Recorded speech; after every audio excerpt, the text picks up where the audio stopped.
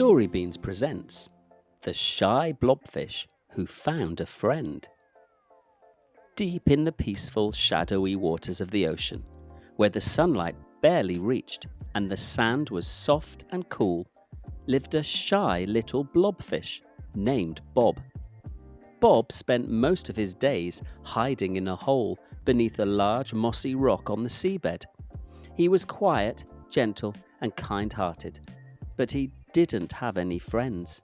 Not because he didn't want any, but because he was too afraid to go out and meet others. You see, Bob believed something very sad, that no one would like him because of the way he looked when he swam up towards the surface. Like all blobfish, Bob's body changed as he rose. Deep in the sea, he looked perfectly ordinary for a blobfish, smooth, round and soft, with droopy fins and kind little eyes. But the higher he swam, the more the pressure changed, and his body began to look, well, squishier. His face became sagged, his nose drooped, and his mouth turned into a wobbly frown. "I must look so ugly up there," Bob would sigh to himself, peeking out from his hole. He'd watch the bright, colourful sea creatures darting among the corals, dazzling fish with shimmering scales, proud crabs with polished claws, and graceful seahorses with curly tails. "They'd never want to play with a blobfish like me."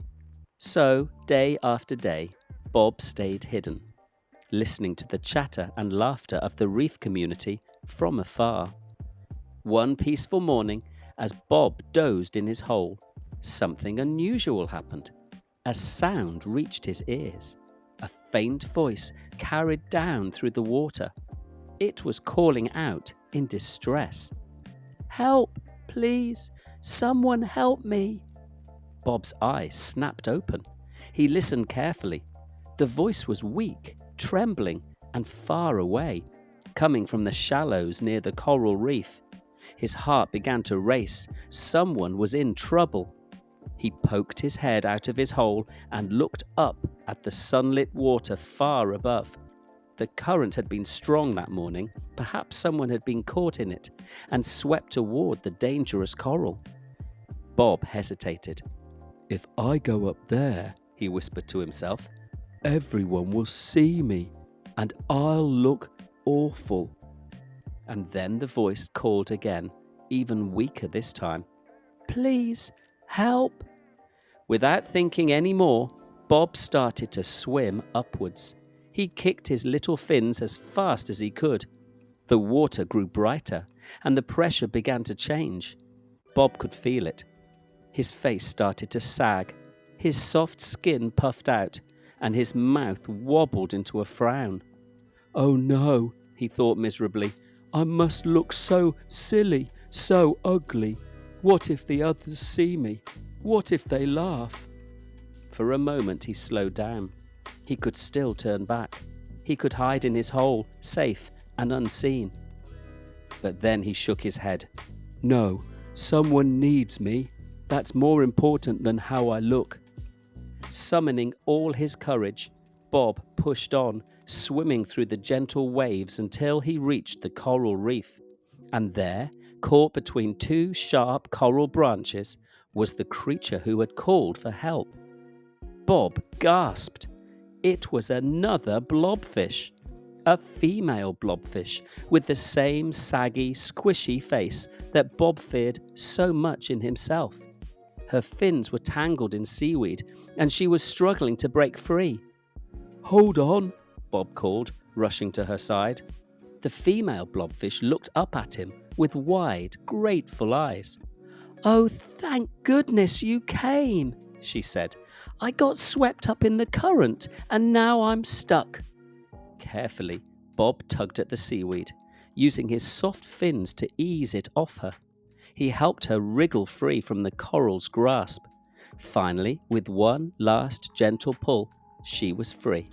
"Thank you," she said, beaming at him. "I thought no one would come." Bob felt his cheeks warm, though it was hard to tell with his saggy skin. Well, I'm just glad you're okay." The female blobfish floated beside him, catching her breath. "I'm Bella," she said, offering him a fin. "I'm Bob," he replied shyly, shaking it. They hovered there for a moment, and Bob waited, bracing himself for the teasing or laughter that he was sure would come now that Bella could see him properly. But Bella just smiled kindly at him. "You look wonderful," she said. Bob blinked. "I do?" "Of course," Bella said. "You're brave, kind, and you came to help me when I needed it most. That's what matters." Bob couldn't believe it. For so long he'd worried that no one would want to be near him because of his looks. But here was someone who saw him as beautiful just as he was. "And you," Bob said, smiling back. "You look wonderful too." From that day on, Bob and Bella became the best of friends. They explored the coral reefs together, playing hide and seek among the anemones, racing the clownfish and watching the sea turtles glide by. Sometimes they stayed near the seabed where they felt safe, and sometimes they swam up toward the surface where their faces grew squishy and saggy, but it didn't matter, because to each other they were perfect. One day, as they floated together in the gentle current, Bella said softly, "You know, Bob, I used to be afraid to go out too. I thought no one would like me because of how I looked near the surface. But now I see, beauty is in the eye of the beholder." Bob nodded, smiling his wobbly smile. "And in my eyes, you're the most beautiful blobfish in the whole ocean." And so, Bob was no longer afraid to leave his hole. He had learned that real beauty wasn't about having shiny scales or fancy fins. It was about kindness, courage, and friendship. And as long as he had Bella by his side, he knew he would always be seen as beautiful. Thank you for watching Story Beans. See you next time.